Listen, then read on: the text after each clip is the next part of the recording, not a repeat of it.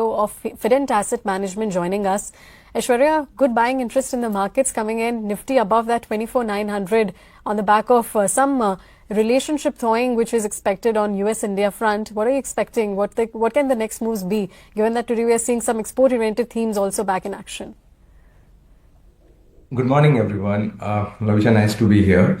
So basically what has happened, if you see the last 1 week, Trump has commented about India in at least 3 tweets and with a positive bias. And possibly this is the conundrum which market was trying to struggle with over the last 3 to 4 weeks, has basically getting some respite or breathing space. That's why we have seen that kind of rally momentum which is picking up in the market over the last week or so. But at the same time, we have to also understand that if we look at how India has done compared to other emerging markets, that doesn't look out a very bright story. India has allocations or the holding of the overall emerging market MSCI index has fallen from almost 20% to 16%. And the reason for that is if you see how India has done compared to other emerging markets, equities, where majority of the index, if you see the last 12 months, they are up almost 15-16%. India is actually negative -2%. And on this is all on account of the kind of FI outflow which we have witnessed, especially in this calendar year so far. I think we are almost closing to $16 billion of outflows. And that's all because of the uncertainty or the geopolitical risk all associated with the Indian tariff. We've also seen that impact on Indian rupee, which almost slid down to all-time low very recently. So to be honest, not on in a very great position from the market perspective, but obviously some signs that which is visible with this kind of communication which is coming is giving the much breathing space to the market. And I believe if we possibly will see at least 25% of that additional thing, if it gets away in the next, say, month or so with those negotiations on around, we can see some better time for Indian equity market before Diwali. Before Diwali itself, all right. Ashwin, let's also talk about IT stocks because they have been buzzing on the back of the Infosys news and, of course, the Fed rate cut, which could be possible as soon as next week itself. And the street has also been trying to relook at it as a contra-backed. Would you also relook at it or remain conservative until the real growth is visible for majority of the IT pack?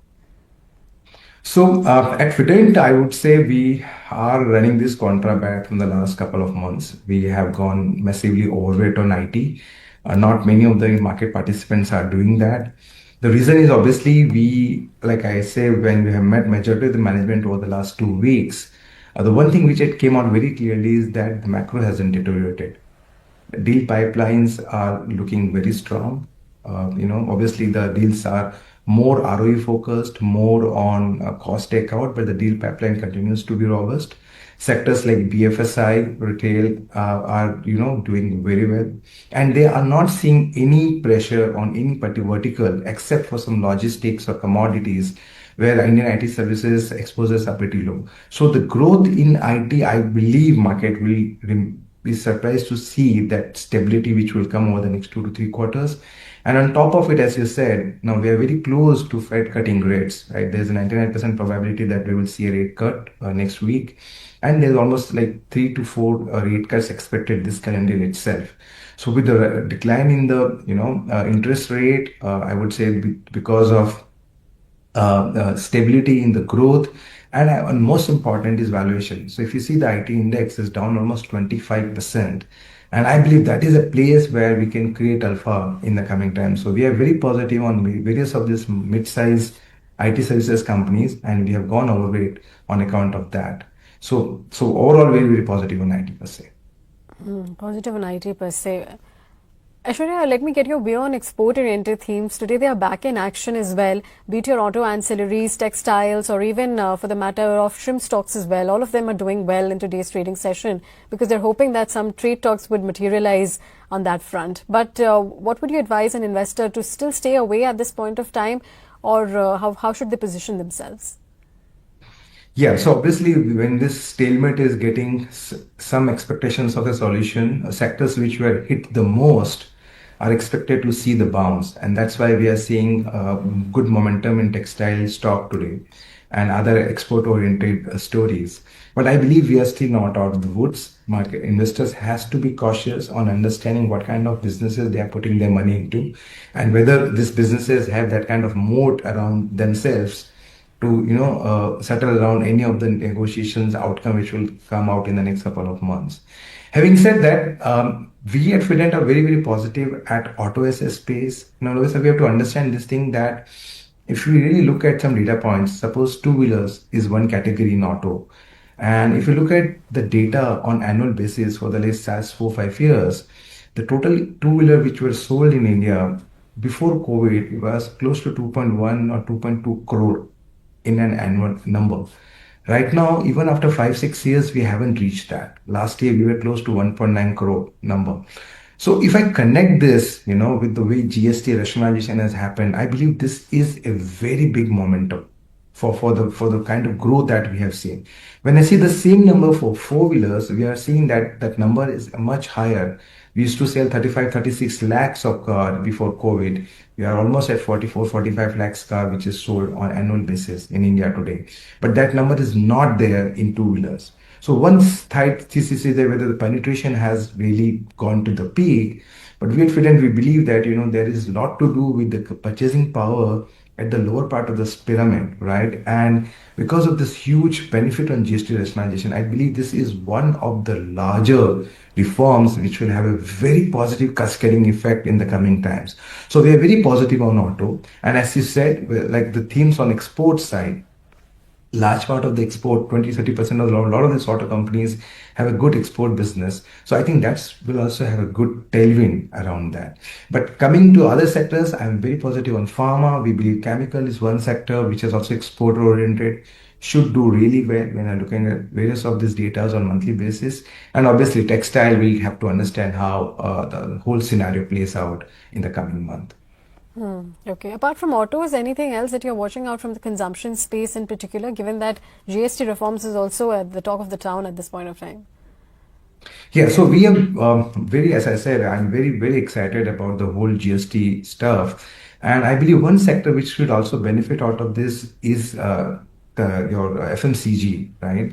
If you see the last 3 to 4 quarters, we have seen that rural growth has been pretty strong. At times, it has been faster than the urban growth, thanks to all the private public capex which government has been putting up, higher yield on crops, better your acreages, and better rural income. And at the same time, because of the tax cuts on or because of this budget, we expect that rural economy alongside urban economy is also expected to see growth coming through. And on top of this, we have icing on the cake in the form of GST rationalization, especially on mid and the lower strata, where we believe the demand can revive significantly in the next 4 to 6 quarters.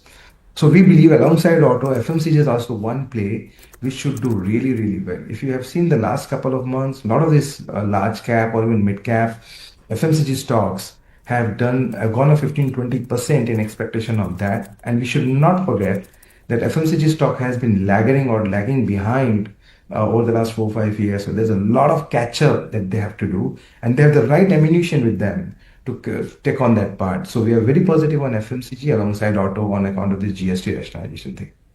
Okay, okay. Let's also talk about cement stocks. They have been buzzing on the back of this GST cut news as well, Aishwarya. But do you believe that affordable housing stocks could be the dark horse, given that the construction costs are expected to come down tremendously by about 50, 60%? That's what the entire reports have been suggesting. And yes, we completely believe in that. And if you connect the dots, the continuous focus of government on housing as a space, puts more, fire to the fury. So we believe that housing is a space we should do really well in the coming couple of years. And at Fident, what we're trying to do here is we are trying to play through housing finance companies. If you see their numbers over the last 4 to 6 quarters, there is a remarkable improvement in the ROEs of these companies, right? And they have been putting up a good growth, whether it is like likes of Aptus, Home First, India Shelters, and places like that. And we believe that particular space looks pretty sweet from growth as well as valuation perspective.